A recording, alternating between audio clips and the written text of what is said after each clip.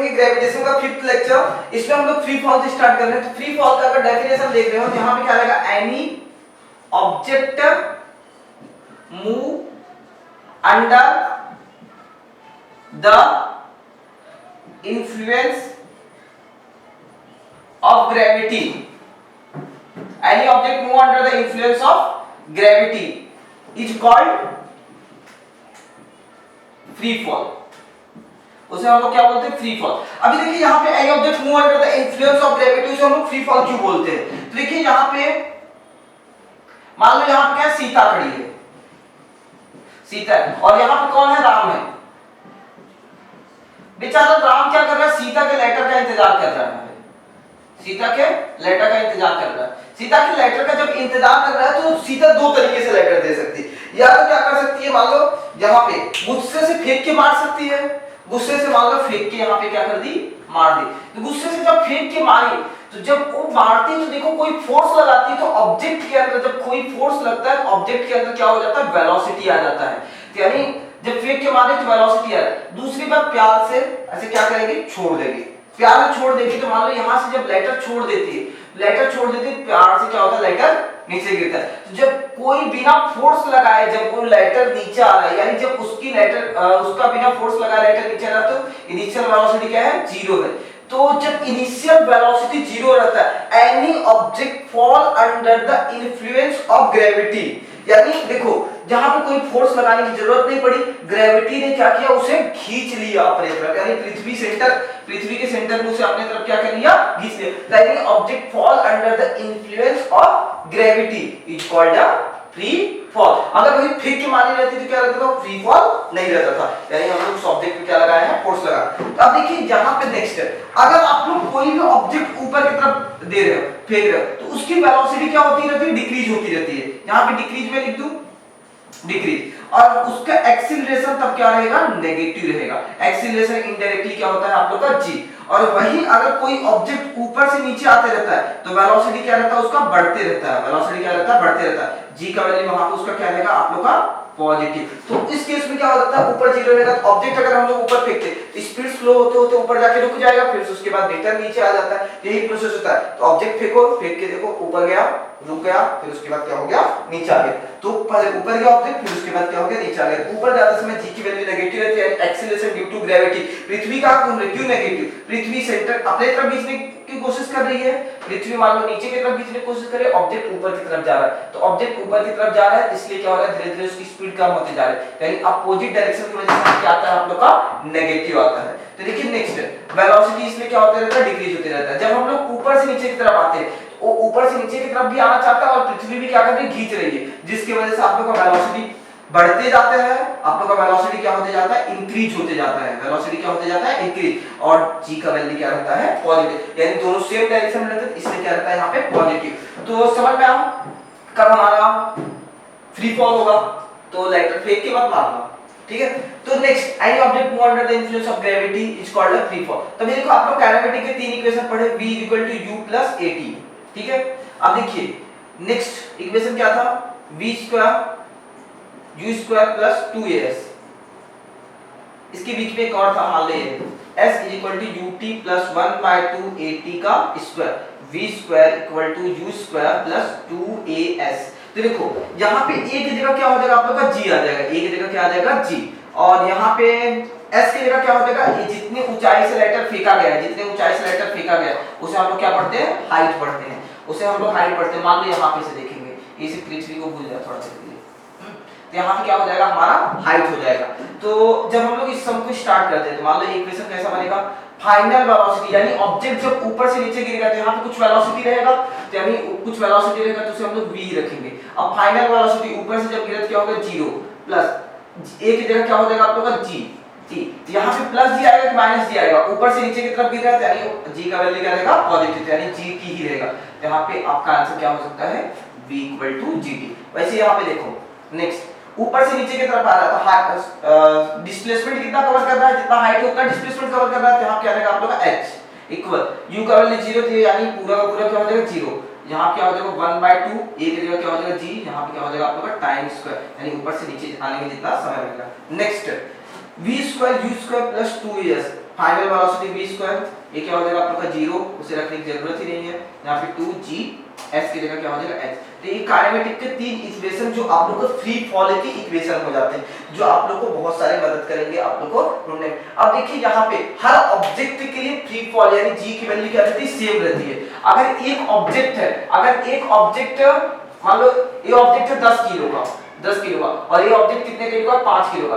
दोनों ऑब्जेक्ट अगर गिराते हो तो दोनों ऑब्जेक्ट क्या होता है, एक साथ गिराओगे तो एक ही साथ जमीन पे गिरने वाला है, एक ही साथ जमीन पे गिरने वाला है। तो यानी free fall velocity, free fall speed हर ऑब्जेक्ट का सेम रहता है, does not depend on the mass, does not depend on the mass. तो फ्री फॉल इनडायरेक्टली क्या है, फ्री फॉल किसके ऊपर डिपेंड करता है, acceleration due to gravity. G का वैल्यू क्या था, हम लोग पढ़े थे gm डिवाइड बाय r, यानी m क्या था, mass of the earth, capital earth था ना, यानी g जो रहता है यानी जो एक्सीलरेशन ड्यू टू ग्रेविटी यानी फ्री फॉल वेलोसिटी जो है वो g की वजह से होता है। यानी g किसके ऊपर डिपेंड है, मास ऑफ द अर्थ है, जी कैपिटल जी के ऊपर, रेडियस ऑफ द अर्थ यानी ऑब्जेक्ट के मास के ऊपर डिपेंड नहीं है। इसलिए चाहे बड़ा ऑब्जेक्ट रहेगा चाहे छोटा ऑब्जेक्ट रहेगा, दोनों सेम स्पीड से गिरेंगे। अगर आप लोग फीदर का एग्जांपल लेते हो तो फीदर यानी पंख, पंख ऊपर से गिराते हैं ऐसे ऐसे आता है, तो क्यों होता है पता है, जब ऐसे ऐसे आता है तो ऐसे ऐसे आ रहा है, तो देखो ये क्या है, हमारा एटमॉस्फेयर है, एटमॉस्फेयर में कुछ पार्टिकल रहते हैं, तो एटमॉस्फेयर में कुछ पार्टिकल रहते हैं तो उसे क्या करते हैं, ऊपर की तरफ धक्का देते हैं, तो उसे ऊपर की तरफ धक्का देते हैं, जिसे हम लोग क्या बोलते हैं, फ्रिक्शन। उसके लिए फ्रिक्शन क्रिएट कर रहे हैं, फ्रिक्शन मतलब यहाँ पे बायोंट फोर्स बोलेंगे, बैलेंस फोर्स बोलेंगे, यानी बैलेंस फोर्स उसे अपोजिट की तरफ लेके जाने की कोशिश कर रहे हैं, इसलिए उसका स्पीड स्लो हो जाता है। अगर उसको भी सेम स्पीड से देखा रहेगा तो एक वैक्यूम लो जहां पे कोई एटमॉस्फेयर रह ही ना, उस वैक्यूम में उस ऑब्जेक्ट को गिराओ तो जितने तेजी से ये 10 किलो वाला गिरेगा उतनी तेजी से आप लोगों का क्या होगा, वो फीदर भी गिरेगा, यानी दोनों सेम स्पीड से गिरने वाला, कोई फर्क नहीं पड़ने वाला है। तो नेक्स्ट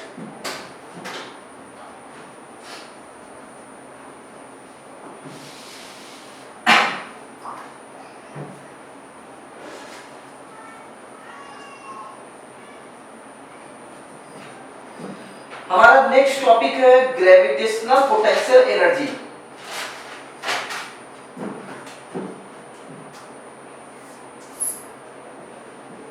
ग्रेविटेशनल पोटेंशियल एनर्जी। आप लोग पोटेंशियल एनर्जी का डेफिनेशन बोलो। पोटेंशियल एनर्जी का डेफिनेशन क्या होता है, देखो, the energy due to the state, the energy due to position and the state of an object, the energy due to the position and state of an object। तो देखिए potential energy का definition क्या है, the energy due to the energy stored in the body, the energy stored in the body, the energy stored in the body, the energy stored in the body due to the position and state of an object, and state of an object, of an object, the energy due to the energy stored in the body due to the position and state of an object is called potential energy। ये हम लोग कौन से standard में पढ़े थे, 9th standard में, वही सेम डेफिनेशन आप लोग के टेक्स्ट बुक में दिया। देखो एग्जांपल, अब देखो यहाँ पे ये क्या है, आपका सरफेस है, सरफेस से मान लो ये पृथ्वी है, मान लो पृथ्वी से अगर आप लोग 1 मीटर हाइट पे गए, 1 मीटर पे हाइट गए, तो पोटेंशियल एनर्जी का फार्मूला क्या था, पोटेंशियल एनर्जी का फार्मूला क्या था, mgh, क्या था आप लोग का, mgh। तो मास कितना समझ लो, एक जो ऑब्जेक्ट है, ऑब्जेक्ट का मास कितना है, 1 केजी है, ऑब्जेक्ट का मास 1 केजी है, और हाइट कितने ऊपर गए, 1 मीटर हाइट गए, तो आप लोग का यहाँ पे पोटेंशियल एनर्जी कितना हो जाएगा, पोटेंशियल एनर्जी देखो, 1 g का वैल्यू 9.8 ही रहेगा, और हाइट कितना रहेगा आप लोग का, 1 मीटर, यानी आप लोग का कितना हो जाएगा, 9.8 जूल्स एनर्जी होगा, कितना हो गया, 9.8 जूल। अब देखो आप लोग कितना ऊपर गए, 2 मीटर ऊपर गए, कितने ऊपर गए, 2 मीटर, ऑब्जेक्ट कितना गया, 1 ही केजी रहेगा, ऑब्जेक्ट का मास कितना है, 1 ही केजी, तो पोटेंशियल एनर्जी का फार्मूला क्या है, mgh।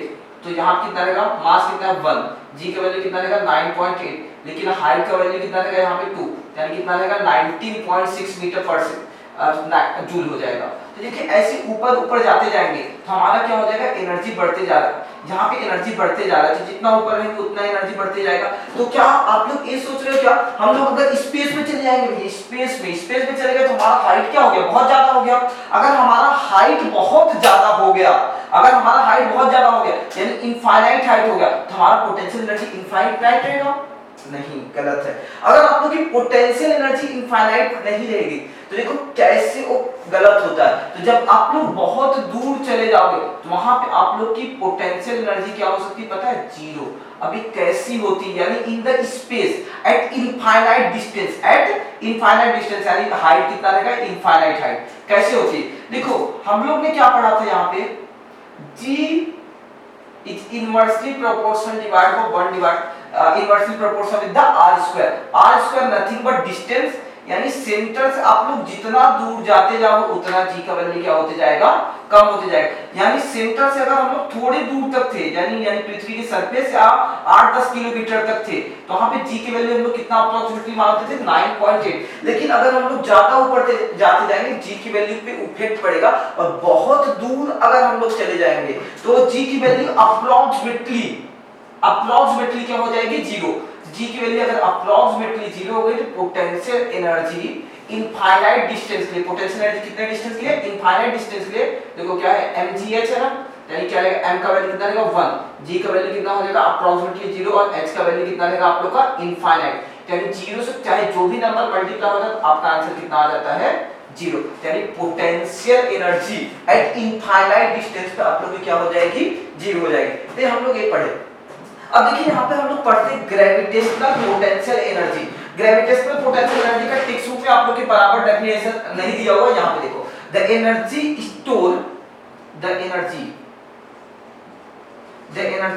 Store in the object या in the body, in the object due to the gravitational force between, due to the energy stored in the object due to the gravitational force between center of earth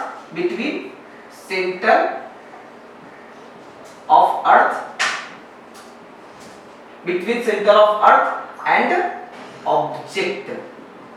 देखो energy जो gravitational force की वजह से होती है, यानी अर्थ के और ऑब्जेक्ट की ग्रेविटेशनल फोर्स की वजह से जो एनर्जी होती है, उस एनर्जी को हम लोग कौन सा एनर्जी बोलते हैं, gravitational potential energy between centre of the earth and the object is called gravitational energy,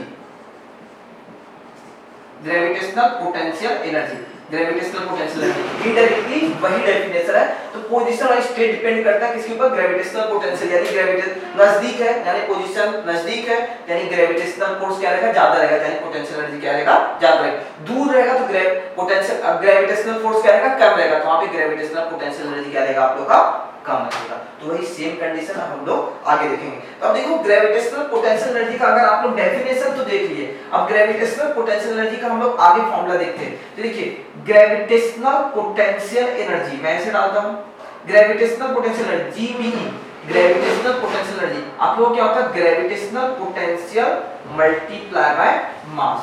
अब देखो ग्रेविटेशनल पोटेंशियल क्या होता है, देखिए ये अर्थ पे यहाँ पे जो ऑब्जेक्ट है, अर्थ है, यहाँ पे जो ऑब्जेक्ट है, इस ऑब्जेक्ट के पृथ्वी का पोटेंशियल यानी उसको पकड़ के रखने की जो पावर है, जहां तक कितने पकड़ के रखने की पावर है, यानी एक यूनिट मास यानी 1 kg ऑब्जेक्ट को जितने एनर्जी से रोक के रखेगी, उस एनर्जी को हम लोग क्या बोलते हैं, ग्रेविटेशनल पोटेंशियल।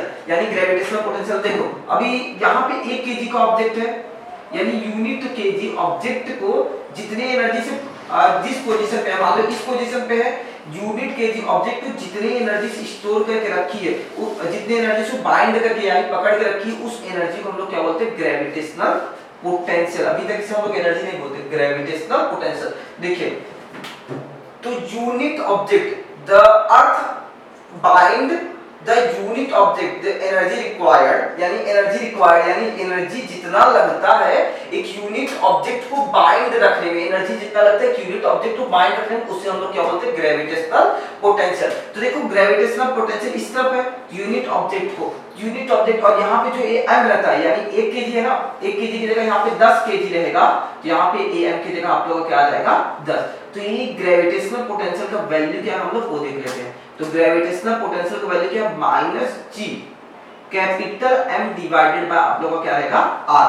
आर मतलब जितना डिस्टेंस है, यहाँ से यहाँ तक जितना डिस्टेंस है यानी ऑर्बिट हम लोग डाल देते हैं, मल्टीप्लाई क्या रहेगा, यहाँ क्या रहेगा मास ऑफ एन ऑब्जेक्ट, यानी छोटा एम डाल देते हैं मास ऑफ एन ऑब्जेक्ट। यहाँ पे देखिए माइनस जी कैपिटल एम और यहाँ पे small M divide by R. Orbit, orbit यानी ये रेडियस ऑफ द अर्थ हो गया, रेडियस ऑफ द अर्थ, और ये क्या हो गया आप लोग का हाइट हो गया।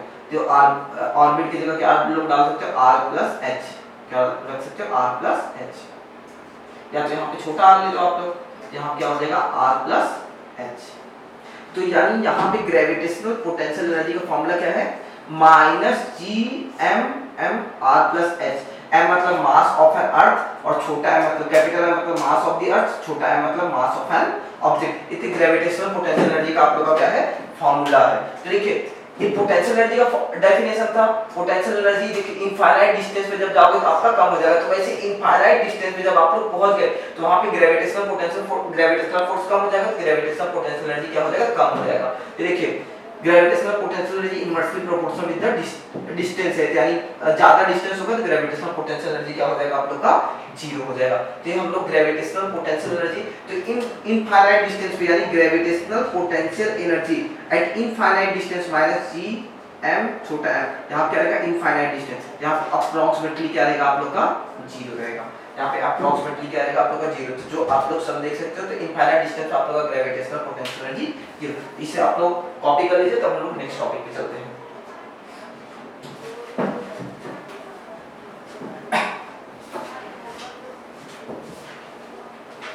टाइम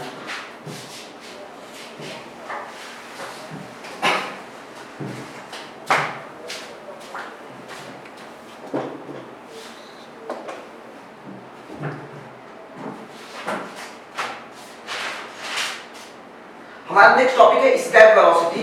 एस्केप वेलोसिटी को देखो हम लोग थोड़ा फास्ट पढ़ते हैं। एस्केप वेलोसिटी, एस्केप वेलोसिटी देखिए the minimum velocity, the minimum velocity, the minimum velocity at which object escape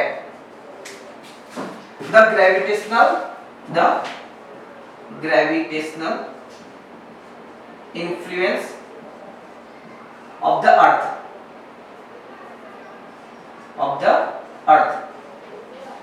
earth is called escape velocity of the earth, escape velocity of earth। यानी जिस स्पीड से आप लोग का, जिस स्पीड से मान लीजिए मैं मार्कर को फेंक दिया, जिस स्पीड से ये मार्कर हमारा एक अर्थ का ग्रेविटेशनल फोर्स छोड़ के चला जाएगा यानी रिटर्न नहीं आने वाला, उस स्पीड को हम लोग क्या बोलते हैं एस्केप वेलोसिटी। एस्केप वेलोसिटी का हम लोग एक्सप्रेशन देख लेते हैं। तो देखिए थोड़ा सा मैं शॉर्टकट में बता रहा हूं, आप लोग देखिए थोड़ा शॉर्टकट में। तो यहाँ पे देखिए आप लोग अगर सरफेस यानी सरफेस ऑफ द अर्थ पे हो, surface of the earth, surface of earth, energy on surface of earth, energy on surface of earth, surface of earth, और energy on space, in space at infinite distance, at infinite distance. यहाँ पे infinite distance, यहाँ क्या रहेगा आप लोग का kinetic energy plus potential energy, यहाँ पे क्या रहेगा आप लोग का kinetic energy plus potential energy. At this यहाँ पे रहेगा पृथ्वी पे क्या रहेगा 1/2 mv², यानी एस्केप वेलोसिटी हो जाएगा, और यहाँ क्या रहेगा आप लोग का minus G M capital M small M divide by क्या रहेगा यहाँ पे आर।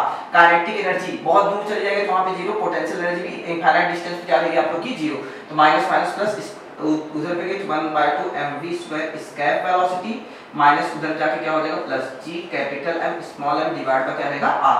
तो देखिए यहाँ पे स्मॉल एम कैंसिल v², तो यहाँ क्या हो जाएगा G M divide by R, यहाँ कितना हो गया 2, स्क्वायर उधर पे चला गया स्केप, तो यहाँ क्या हो जाएगा अंडर ब्रैकेट स्केप वेलोसिटी आप लोग का क्या हो गया वैल्यू आ गया। स्केप वेलोसिटी का मान लीजिए यहाँ पे multiply r divide by r, तो ये पूरी वैल्यू को लेके क्या हो गया आप लोग का अंडर 2gr, तो 2gr के फॉर्म में कन्वर्ट हो गया। इसकी वैल्यू कितनी आती है, इसकी वैल्यू अगर पुट करोगे तो 11.2 किलोमीटर पर सेकेंड। अगर आप लोग को कोई डाउट है ना तो आप लोग नेक्स्ट लेक्चर में इसके बारे में डाउट पूछ सकते हैं। नेक्स्ट लेक्चर में हम लोग इसके न्यूमेरिकल देख लेंगे। स्टॉप।